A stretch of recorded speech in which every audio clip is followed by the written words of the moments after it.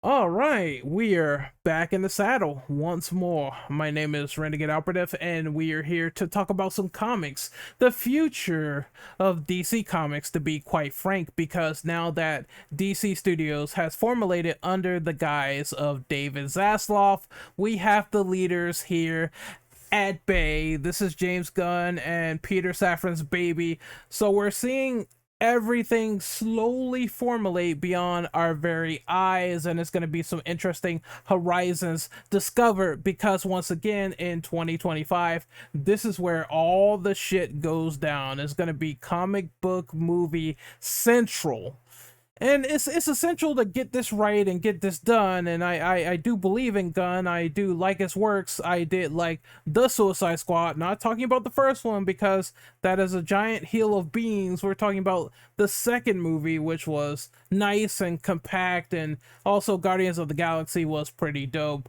from my experience. I'm very fascinated to see how this goes. It will be two parts of this video. The first part is the reaction, and the second part is talking about all the information after the fact, everything that came out afterwards. Let's get into it. Let's go, and up and away. We're gonna see how this goes. Hey everybody, I'm James Gunn. I'm the co-CEO of DC Studios. So as many of you know, DC has been disconnected in film and television for a long time. And it's Oh, it's been disconnected already. We got some shade being thrown at the disconnectivity of the DCEU, which, let's be honest, the DC Extended Universe was a colossal disjointed effort. It didn't really mesh well. It wasn't as successful as the MCU. It didn't really hit lightning in a bottle.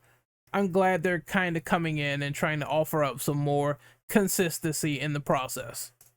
one of our jobs, mine and Peter's, is to come in and make sure the DCU is connected in film, television, gaming, and animation. That the characters are consistent, played by the same actors, and it works within one story.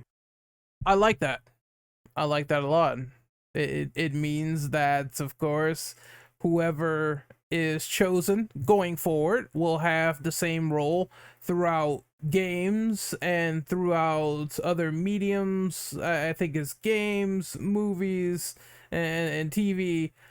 That's nice because you're not seeing someone instantly replaced in a matter of nanoseconds. What that means for the further interconnectivity between the DCU and the DCEU, that remains to be explored, in my opinion. They're sort of alluding to it with the slate, which I will talk about in a minute. And if something is outside of that, like Matt Reeves' Batman or Todd Phillips' Joker or Teen Titans Go, that it is clearly labeled as DC Elseworlds. I like that too. DC is a giant culmination of different multiverses and characters. You got different Batmans, Supermans, Wonder Womans. So to say that we're not just gonna go whole hog and delete all of that the people enjoy, and I think there were rumors circulating around where people thought that Robert Pattinson's Batman, the Matt Reeves verse, was going to be tampered with. Apparently not. One of the announcements that they talked about so far is that the Batman Part 2 is indeed coming in 2025. I really like the first film, and I don't want it tainted by the bleeding of other universes coming in tow. This is actually very great information that we're also going to keep getting DC Elseworlds, so there will be other stories to tell, there will be other plots outside of the main universe. And it's something I appreciate. You can play with more R-rated content and have visionaries come in and say, hey, we want to work on this. However, I don't want to be bogged down by the connectivity of the main universe, so let me do my own thing. And that's something to enjoy. outside of the mainstream DCU continuity. Now, Peter and I have gotten pretty lucky in terms of the 4 projects that are coming out over the next year. First, we have Shazam! Fury of the Gods. Shazam has always been off kind of in his own part of the DCU, so he connects very well. That moves directly into The Flash, a fantastic. So I don't have anything to really say on the upcoming movies that we already know about. Shazam, Flash, Aquaman. If I happen to be quiet, that's the reason why. I have no other input until those movies actually come out. But I understand they have to be promoted because they've already been made and they had a lot of money sunk into them. This is a necessary update. Fantastic movie that I really love that resets the entire DC universe. Except for that part. He said it resets the entire DC universe with the Flash. So my prediction is right. They're gonna New 52 this shit. We're gonna take this universe and we're gonna New 52 this shit, and that's exactly what's going on with Flash. I think that will signify who they're gonna touch up on and who they're not going to recast. There's definitely gonna be some shenanigans at play. I do think there's gonna be some characters written out. The events of the DCEU did happen for what I'm going to detail in a minute, but I mean it was inevitable. They had to hit the reset button on this either sooner or later, and the best way to do it is the way it's being described with the Flash. The Flash fucks with time. You could poke people out, put people in, and it'll make some sense, as opposed to there being a drastic change and you're saying, well, what the fuck? Some timeline event occurred or something? Why is this guy different now? Why is there a different Batman? So they can just simply say, oh, Flash fucked with time, so this Batman is different to the opposing universe. All right, let me press the play button after my keyboard sticks, you piece of shit. Move into Blue Beetle, a fantastic film about a kid who's a marvelous part of the DCU, and then into Aquaman 2, which leads directly into our next few projects, which I'm going to tell you about now. So, Peter and I, along with a group of very talented writers, have started to map out an 8 to 10 year plan of what DC Studios will be in film, television, and gaming. This first chapter is called Gods and Monsters. Now, this, what I'm about to tell you, is a part of the first chapter. It's not the entire first chapter. That's something to keep in mind. Well, 2 things. Number one, that name sounds fucking awesome, and it reminds me of Justice League Gods and Monsters. It's a nice little callback there to that. It's a cool name, Gods and Monsters. It means, you know, the gods are gonna come from the sky, the merry men, the Supermans and the super girls, so to speak, and then you have monster creatures, is what you're seeing on the screen with creature commandos. So I don't really mind that too much. I think that is an interesting name choice. And he said this entire slate is not completed. Apparently, folks on Twitter, as they usually do, they have wax in their ears to the point where their brains are being corroded because they think this is the entire slate, when he just said, let me go back a little bit to liven your mind. Hold on, I think it's right there. Now, this, what I'm about to tell you, is a part of the first chapter. It's not the entire first chapter. A part of the first chapter is not the entire first chapter.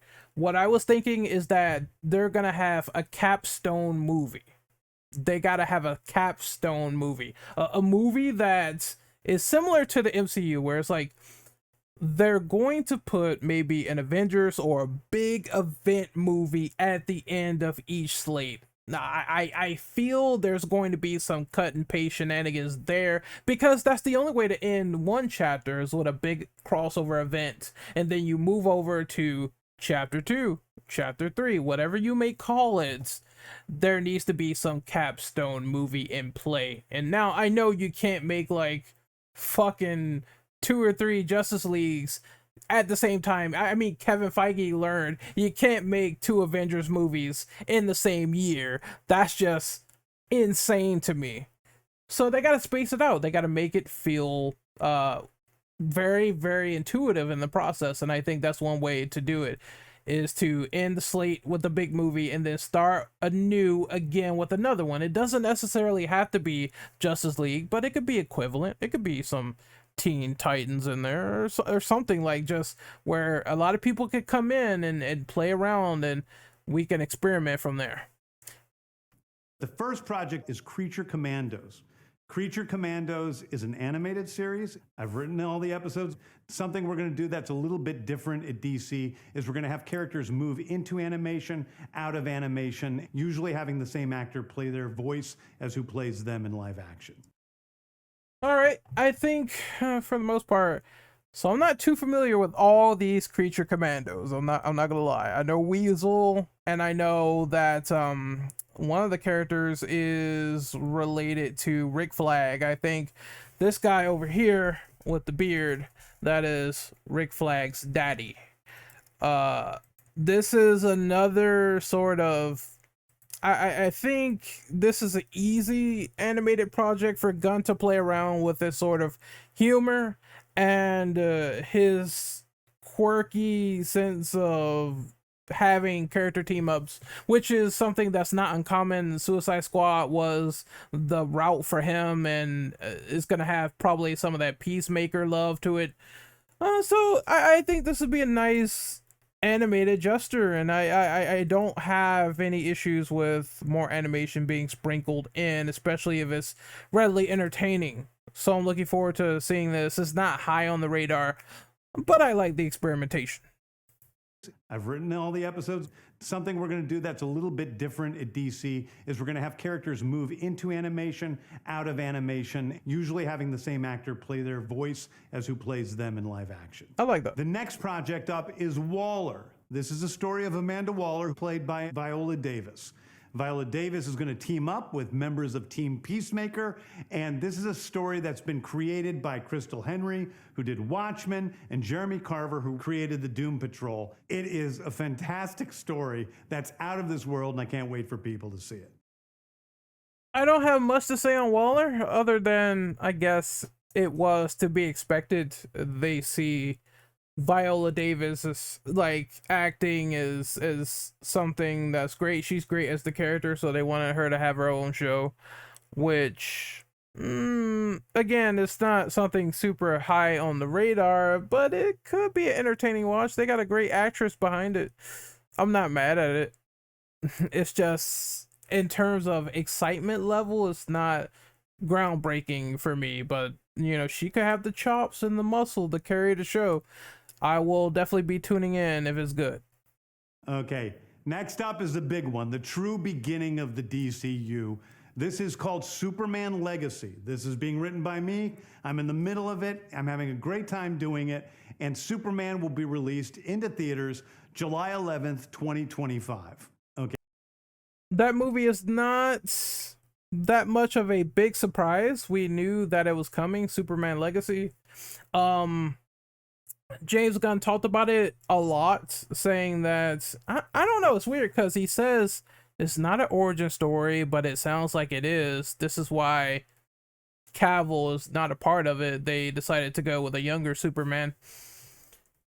It's seeming like an origin story. Maybe it won't have the origin story tropes, like, of course, Clark Kent is the guy that comes from space as a baby, as a Kryptonian, therefore he gets discovered by Pa Kent and Ma Kent, and they take him in and they start raising him as a farm boy. Maybe they're like, we're gonna skip all of that and just focus on how the young adult Clark, how he deals with all of his adversity and everything. So I think that's what they're gonna do, as long as we get like some lit fucking fights and we get Superman relevant to his personality of hope, of truth, justice, and an American way, or truth, justice, and a better tomorrow, as they changed the slogan. And I'm fine with that. I'm fine with that, because as much as I did enjoy Man of Steel, I do like that movie.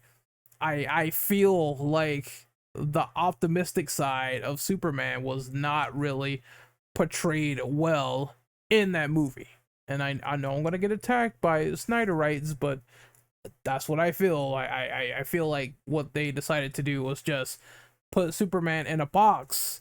And I want to see his more hopeful side. I want to see more of those interactions with the people. He is a people person, and that needs to be displayed, exhibited, along with the struggles that this character has by having power and knowing that he possibly cannot save everybody. If all of this turmoil is done right, oh man, I cannot wait. It's gonna be something. That's all I can say. It's gonna be motherfucking something. Okay, the next thing is a big premiere HBO television series called Lanterns. This is a story of a couple of Green Lanterns, John Stewart and how. Fuck yes. Fuck yes. I'm excited for this one. I love Green Lantern. One of my favorite DC characters. A lot of people don't know that, but I just love how they're bringing in, because people thought it was going to be Green Lantern Corps, so I guess they got rid of that idea. Now the central characters are going to be Hal Jordan and John Stewart, and that's going to be, I want to see their dynamic and how that goes down. I'm going to let them finish talking, but I'm just gushing right now. Hal Jordan, and we have a few other lanterns peppered in there, but this is really Few other lanterns, yes. So the Corps is going to be kind of presented in a way. Maybe they could set that up. Are we going to see, oh man. Kilowog, are we gonna see all these characters come in? I can't wait. a terrestrial-based TV show, which is almost like True Detective with a couple of Green Lanterns who are space cops watching over Precinct Earth. In it, oh, that sounds so good. No, I never seen True Detective, but hearing that it's gonna be a detective-oriented show, and they're gonna be like patrolling the galaxy and showing their sort of authority and the effect on their authority and what that means. Oh, that calls to my heart. Oh, I can't go crazy. I can't. I am. they discover a terrifying mystery that ties into our larger story of the DCU. Next is a big movie called The Authority. Hold on, as I go on, let me just make sure that, okay, my volume is good. Okay, I was just checking because I didn't want the James Gunn audio to be muted. So, The Authority, before he talks though, I don't have much to say on The Authority. I heard they are a niche group, and it kind of ties into what Gunn likes to do, where he likes to take these obscure characters and try to make them and gravitate them and put them in a bigger notice. It's essentially what he did with Guardians of the Galaxy. So whether these guys, the authorities, whether they become mainstream or not is relative to the observer. I guess we'll see what happens when the movie comes out. So I really don't have much to say on this one. The Authority. The Authority is a passion project of mine. It's based on the marvelous Wildstorm characters we are now bringing into the DCU and will interact with all of our primary DCU characters. The Authority are a group of superheroes who think the world is broken and they want to fix it by any means necessary. I think it's a very different look at superheroes. We're doing a television series called Paradise. They sound like either anti-heroes or villains though. Well, that could work, because we always see like the good guys try to prevail over evil, so it's nice to see something where it's like these are more people that are morally questionable in the process. Yeah, I'm all for that. That's cool. Paradise Lost. Paradise Lost is the story of Paradise Island, usually known as Themyscira, which is the birthplace of Wonder Woman. It's almost like Game of Thrones with Westeros, but with all of the inhabitants of Paradise Island.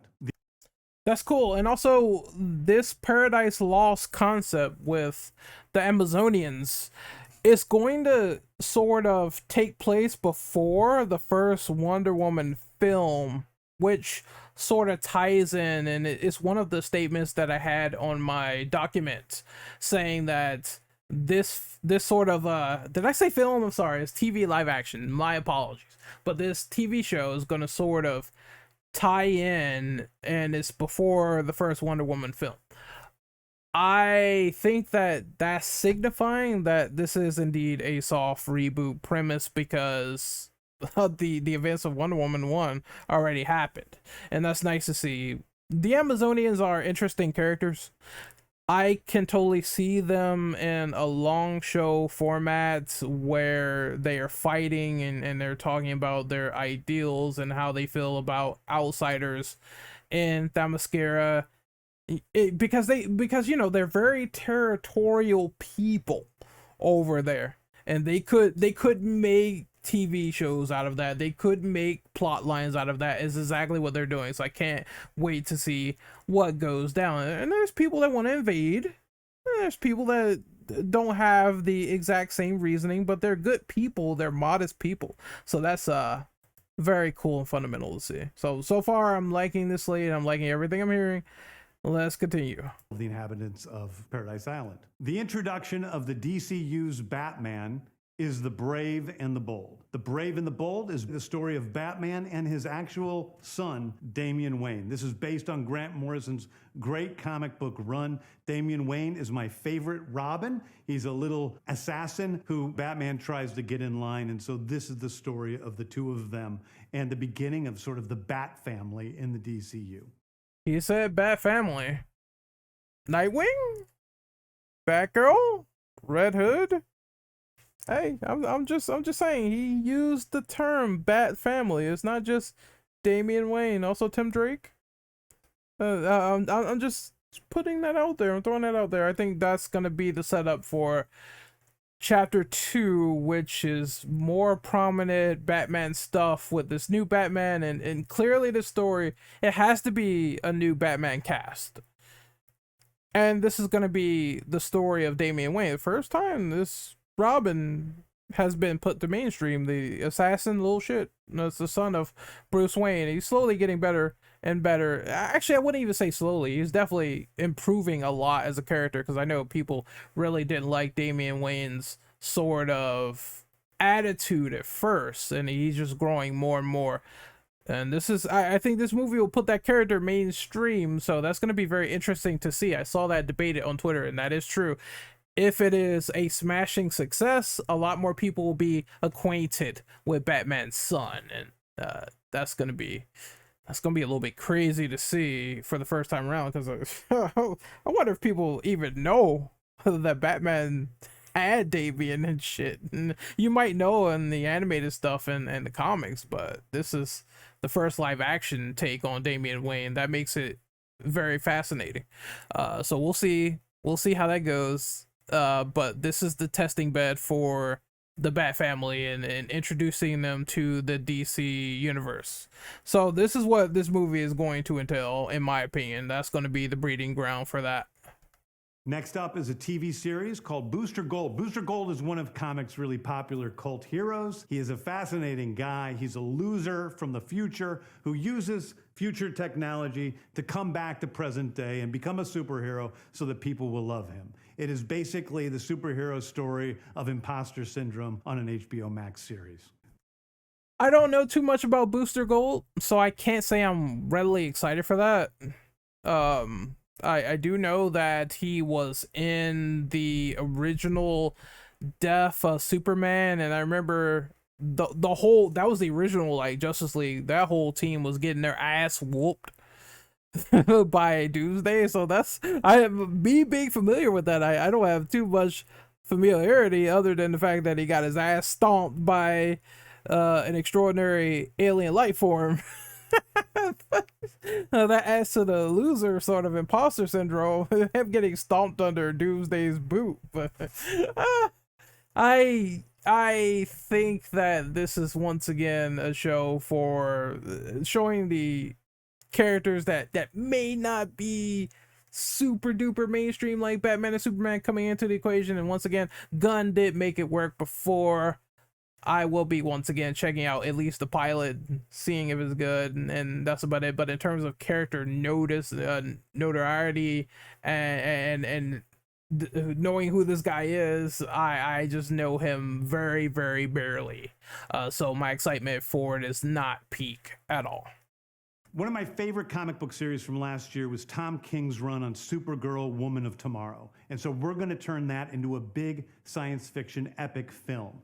Now, Superman is a guy who was sent to Earth and raised by loving parents, whereas Supergirl in this story, she is a character who was raised on a chunk of Krypton. She watched everybody around her perish in some terrible way, so she's a much more jaded character. And that brings me... I like that. I really, we're getting Superman content, Supergirl content. It is fucking fantastic. So the Superman fans can clap, they can fucking shake it, they can teabag the nearest hooker on Elm Street. They can do it all, motherfucker. I'm just so happy that finally we're getting more story of the Kryptonians, where in the original DC extended universe there was only Man of Steel and that's it. They were gonna introduce like Supergirl. I don't even know what they're doing with that, with Supergirl and the Flash, clearly, but it seems like they're going back to the more traditional version. I don't even know if Sasha is her name, Callie, I don't know, Callie, but all I know is her name's Sasha. I don't even know if she's going to exist anymore in this universe when they reset everything.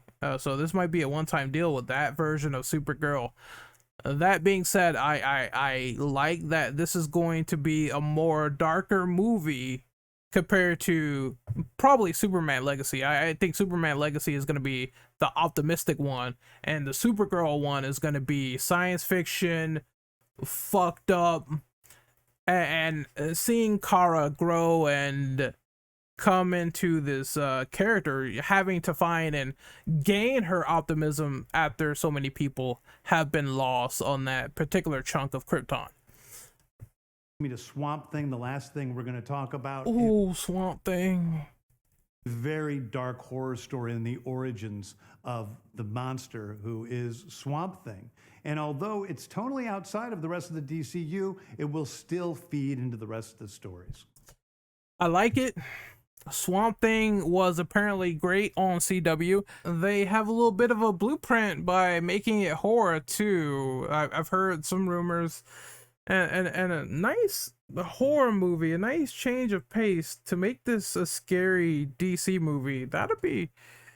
I need that. We need more DC horror. We have characters that will fit that mold. You could do that with Constantine as well. I'm so glad Constantine is still happening in the Elseworlds with the sequel to the Keanu Reeves movie. I think that's still happening, but I think that's going to be an Elseworlds movie, and they'll probably get more accurate characters in there, like Justice League Dark in the future. Make Del Toro direct that movie, please. Make Del Toro direct this one. We'll talk about that in a bit. But, let's continue. Anyway, those are the stories that I can tell you about right now. I've loved the DC characters since I was a child. They're incredibly important to me. I knew that this was a once-in-a-lifetime opportunity to do something very different. One of the things that's very important for me in all of these movies and TV series is that the director's vision and the vision of the writers and all of the creators is unique and something special. Storytelling is always king. That's all that matters to us. I love that. Storytelling is always king. That's all that matters. I feel like he gets it. And I want to be true to those stories. I want to be true to you guys and really give you something different than you've ever seen before. Anyway, thank you, everybody. I appreciate you watching. I hope this was exciting for you because it's really exciting for me. And I can't wait to start to dive into these stories with you guys on this grand adventure. Thank you so much. All right. Thank you, good sir. Now we're going to do the final assessment, which is all of the stuff I collected post this media skirm. So we're going to pause the video and we're going to drag that up so it's readily available for you guys. So we will be right back. All right, this is the final section. Let me minimize this real quick, make sure I'm good. Okay, this is the final section, which we will be talking about all the news post skirm. I will be rapid firing these. It will not be that long, trust me, since this video is like over 30 minutes by now. So I don't want to keep you forever. But the extra information is that Gunn is apparently tapping directors for Swamp Thing, and I saw he liked posts from James Mangold. I saw that Del Toro apparently picked up an issue of Swamp Thing, and the movie was described as horror. So picking those two, Mangold's great. He did Logan. I have faith. Del Toro is a great horror director. He worked on Blade 2 and a lot of other critically acclaimed horror films. I think if I were to choose, I would pick Del Toro as a director because I think he deserves it. But if Mangold gets it, I'm not mad.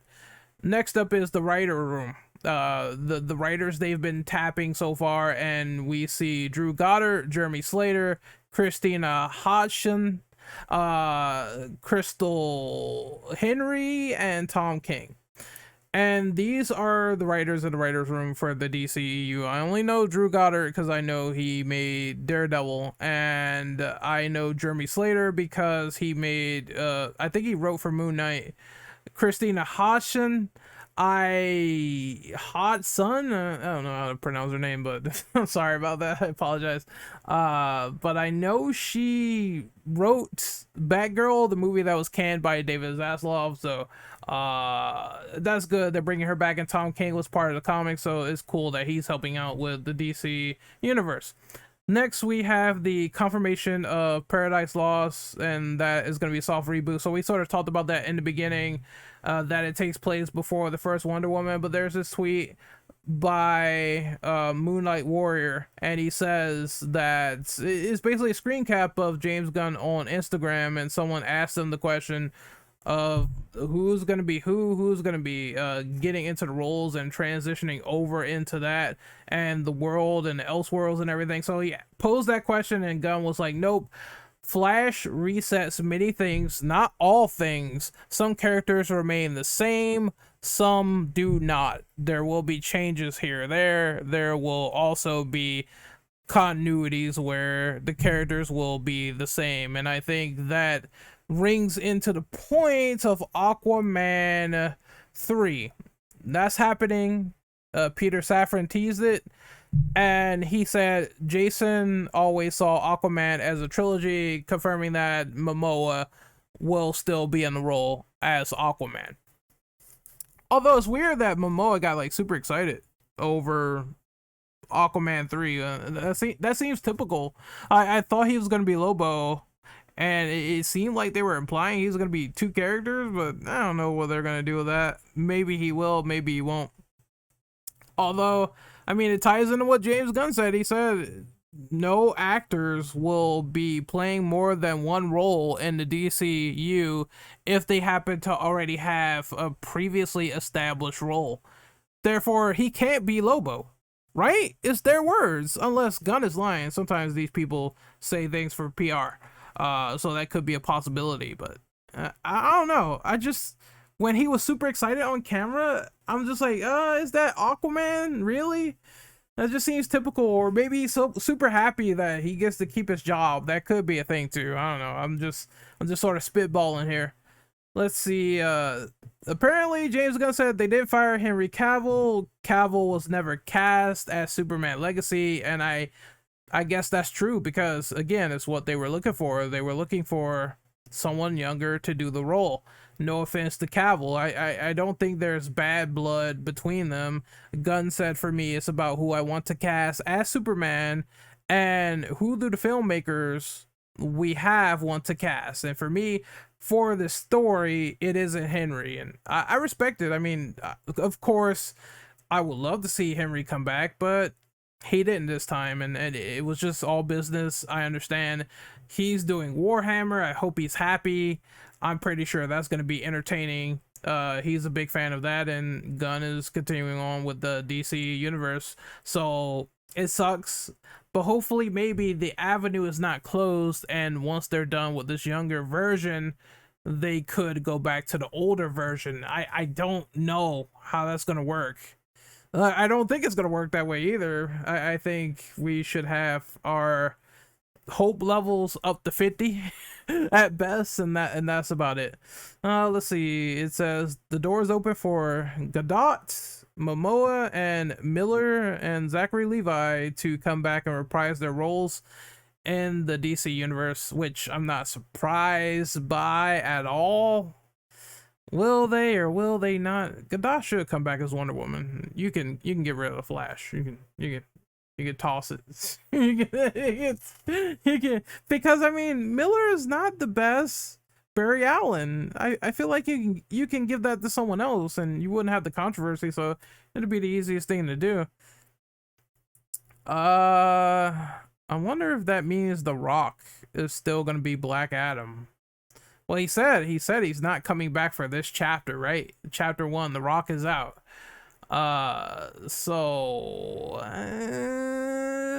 maybe in the future, chapter 2. I don't know, but I heard it's some turmoil over there with DC and The Rock, and how The Rock wanted to run the show, and they were like, "Nah, we're gonna go with Gunn." So I don't know. As long as he's not like a super power trip whore like Edward Norton was when he was trying to change the script so many times for Incredible Hulk. It's you know, people should just stay acting, and if they want to direct, that's fine. The Rock has his own production crew, $7. Why not do stuff there? But I mean, God, just I hope it's not problematic in the future. I have a feeling it will be. That's just the way the cookie crumbles. All right, I think that's it for news. Is it? Did I cover everything? I think I did. I think there's one more tweet though. Oh yeah, this speculation tweet about the DCEU characters who are guaranteed to be recast, and we have Henry Cavill, which we already heard about. He's already out. Ben Affleck, which apparently they want to get him back as a director. Him directing movies in the new DC, but him being his Batfleck, yeah, I can see. I mean, the first time he sort of turned it down before coming back for The Flash. I think Affleck wants out, honestly, and it's fine to want out, but still have curiosity in what you're doing behind the camera. And I feel like he always wanted to be a director and move on from Batman. I just think it was wasted opportunity, surely, because they could have did a lot more with him. But I think he's out after The Flash, so I don't mind him being director. I can safely say he's probably out. And then there's Jared Leto, the person who sends fucking condoms to people at their doorstep or whatever. The fucking weirdo, the worst Joker of all time. It's just like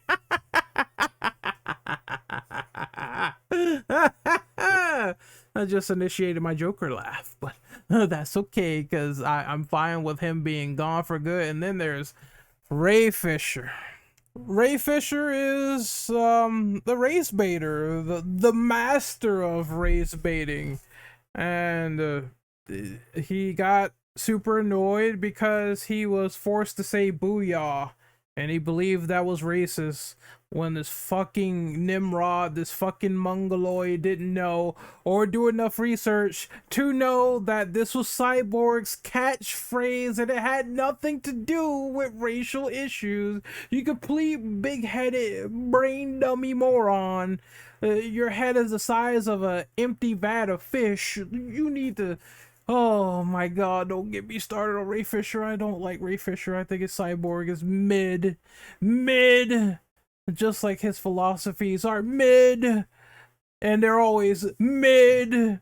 The fucking fish sucking, dick sucking lips over there. Shut up, Ray Fisher. Shut the fuck. Oh my god. Oh, get him out of here. Get him out of here. The 2 failed Justice League investigations. Suck my cock. All right, yeah, stay. Well, get rid of Flash. And you can I don't know, I think Jesse Eisenberg was mid as Lex Luthor, so you can get somebody else. Now's the time to bring in Bryan Cranston. You had every opportunity to do it before BVS, and you made this decision to bring in a Joker 2.0. So you could just turn that ship around, turn it back around once more. All right, I think I'm done for today in terms of talking about the DC universe. Let me know in the comments below how you felt, and I will see you guys later. Remember to like, share, and subscribe. Also, shout out to this final tweet. The Snyderverse is dead. The Snyderverse is dead. Is dead, and I'm just pissing on the ashes at this point. This tweet is the personification of complete mental derangement within the Snyder community with these extremists. Y'all swear the Snyderverse are indie movies or something, when in reality, it's a globally known genre-defining adaptation of the greatest superhero ult, one of the most talked about sequels featuring the first cinematic trinity, and a movie that changed the comic book movie landscape forever. Who the fuck do you think you are making that statement? What? You got rocks in your brain or something, along with jizz and fucking mountainous sand? What's wrong with you? You need to be slapped for making that statement in the first place. Change the comic book movie landscape forever? I'm sorry, sir. That's not fucking Spider-Man 1. I'm sorry, sir. That's not X-Men. I'm sorry, sir. That's not fucking Iron Man 1.